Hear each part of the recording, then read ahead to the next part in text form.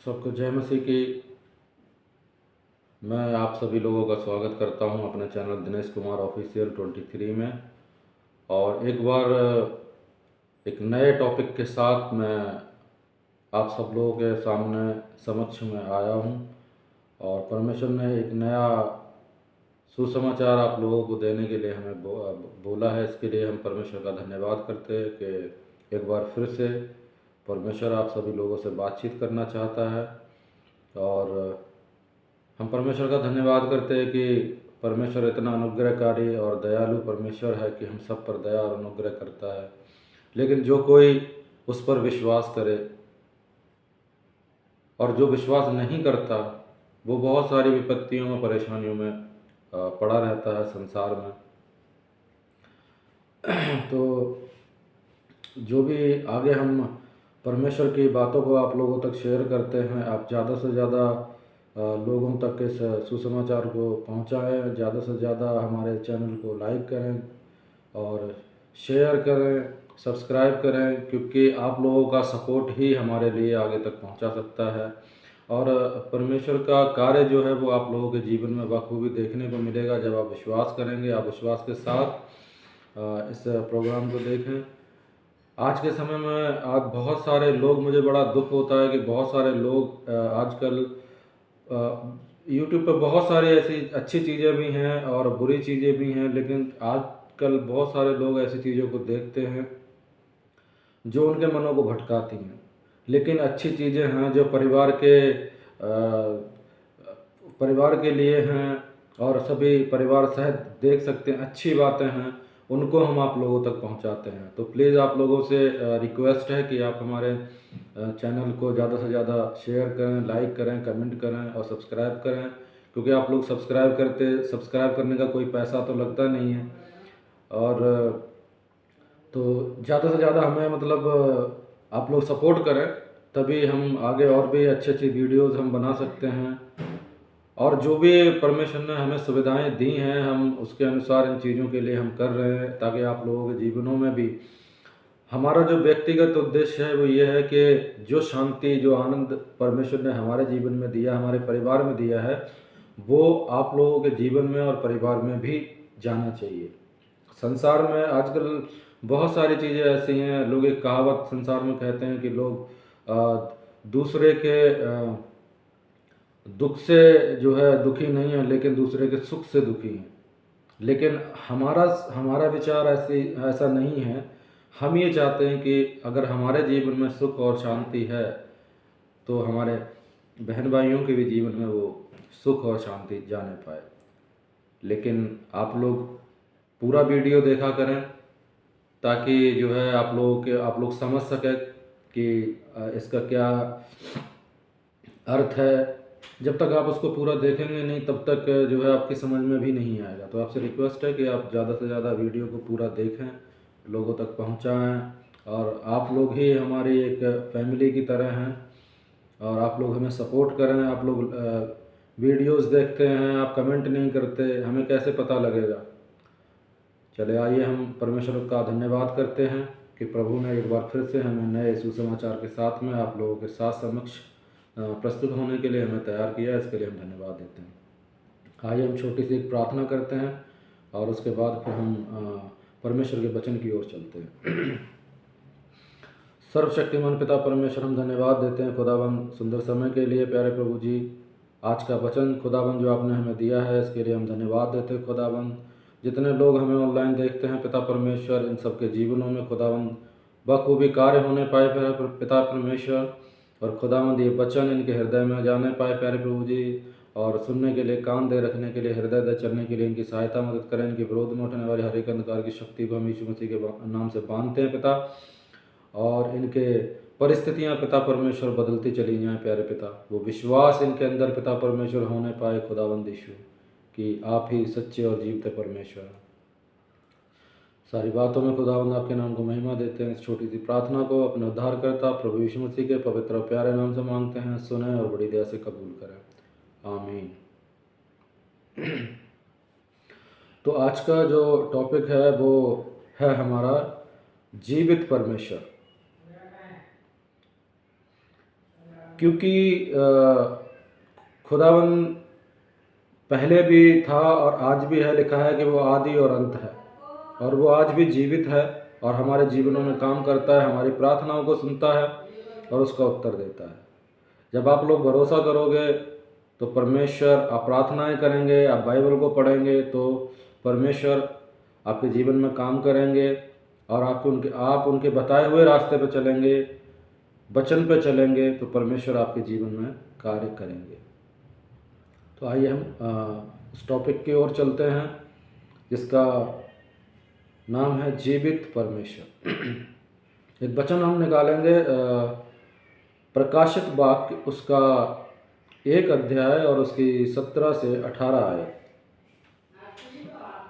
उसमें लिखा हुआ है कि जब मैंने उसे देखा तो उसके पैरों पर मुर्दा सा गिर पड़ा।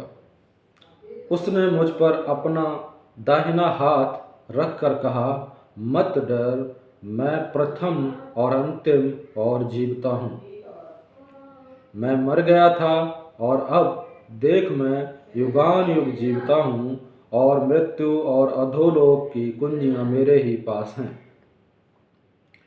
तो परमेश्वर का ये वचन साफ साफ बता रहा है कि परमेश्वर आदि और अंत है और वो मारा गया, गाड़ा गया, तीसरे दिन मुर्दों में से जी उठा और आज भी वो परमेश्वर हमारे लिए जीवित है, हमारी प्रार्थना को सुनता है और हमें उत्तर देता है। तो परमेश्वर के वचन में लिखा हुआ है कि वो आदि और अंत है, प्रथम और अंतिम है और जीवता है। अब आगे हम परमेश्वर के वचन के अनुसार आगे बताते कि प्रेरित यूहन्ना जो है वो 90 वर्ष की आयु पार कर चुके थे जब उनका यीशु से व्यक्तिगत रूप से सामना हुआ, जिसका वर्णन प्रकाशित वाक्य की पुस्तक के पहले अध्याय में क्षमा करना, जिसका वर्णन प्रकाशित वाक्य की पुस्तक के पहले अध्याय में है। यीशु का स्वर उसे तुरही के शब्द के समान सुनाई दिया और यह बहुत से जल के समान भी सुनाई पड़ता था।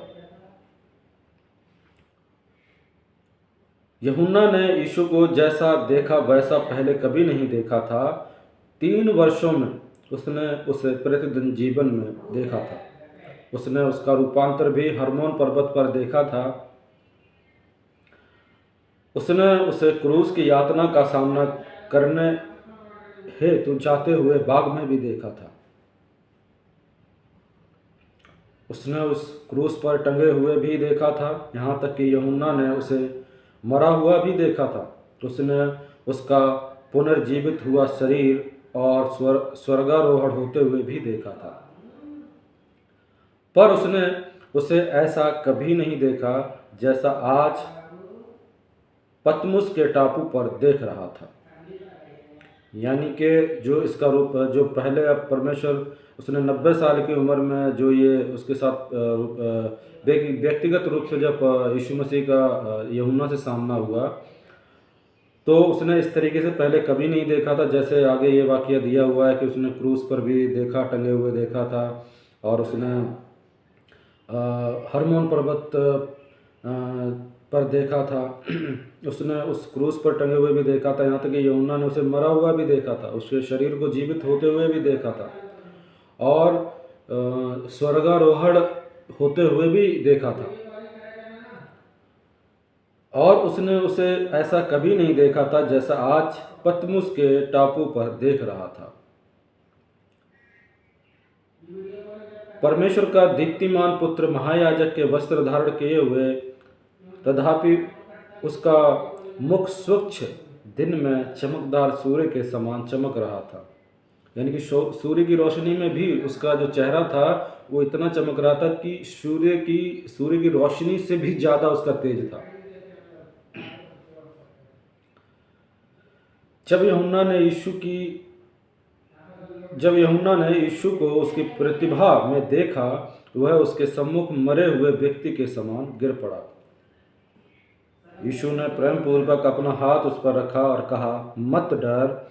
यीशु ने यह घोषित किया कि वह वो है जो मरे हुओं से जी उठा है और अब सर्वदा जीवित रहेगा।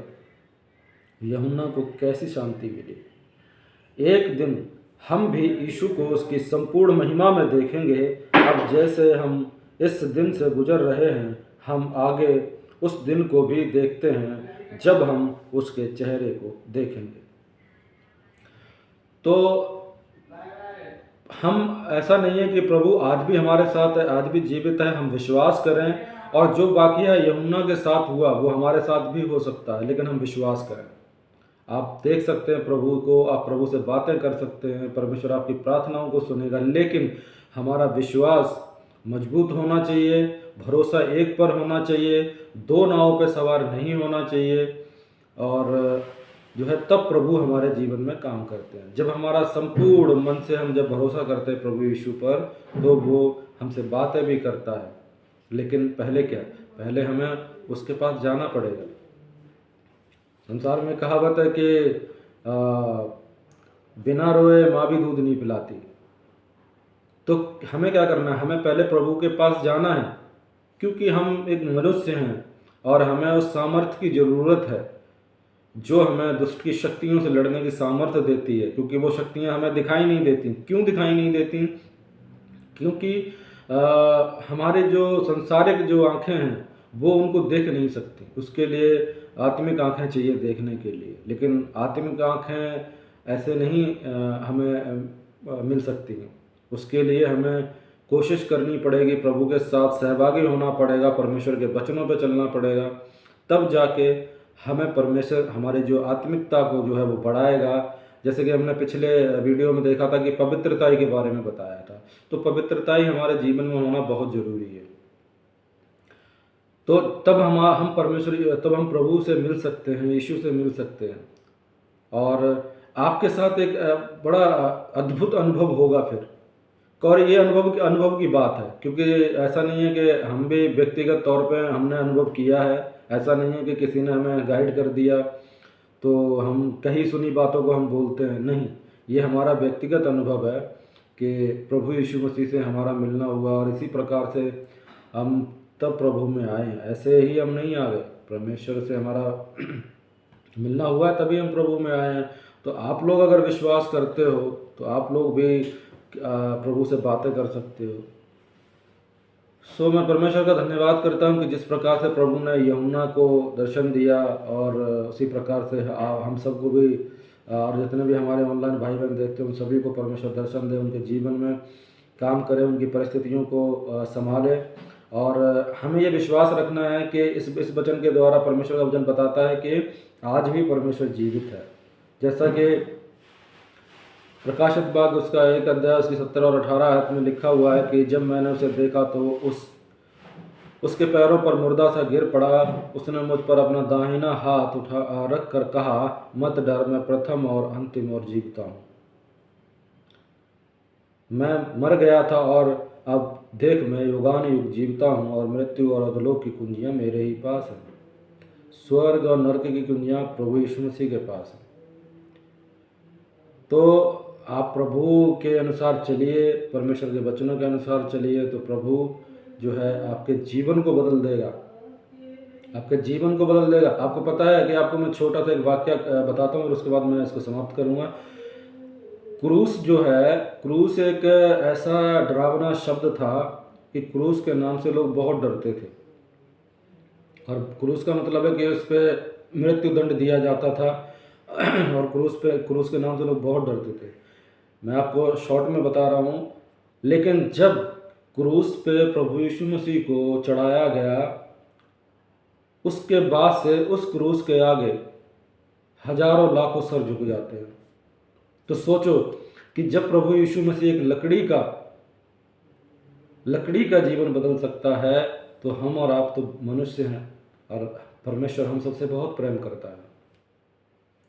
मैं परमेश्वर का धन्यवाद करता हूँ कि आप समझें। मैं देखता हूँ कि मैं वीडियो डालता हूँ, कोई भी लाइक नहीं करता, शेयर नहीं करता, सब्सक्राइब भी नहीं करता। तो अगर आप लोग हमें सपोर्ट नहीं करोगे तो हम किस तरीके से जो है वीडियोज़ आगे बना पाएंगे। आप लोगों का सपोर्ट ही हमारे लिए सब कुछ है, और मैं आप बड़े विश्वास के साथ आप देखें इस चीज़ के लिए। मैं किसी से कोई ऐसी बात नहीं बोलता कि कोई गलत हो, और अगर जाने अनजाने में कोई भी गलती हो गई हो तो उसके लिए हम क्षमा चाहते हैं। लेकिन आप ज़्यादा से ज़्यादा वीडियो को देखें, ज़्यादा से ज़्यादा शेयर करें, लाइक करें। और मैं परमेश्वर पिता का धन्यवाद करता हूँ कि प्रभु ने ये सुंदर वचन आप लोगों को देने के लिए बोला है। इसके लिए हम धन्यवाद करते हैं प्रभु का। सबको हम जय मसीह की करते हैं और इस वीडियो को समाप्त करते हैं। धन्यवाद।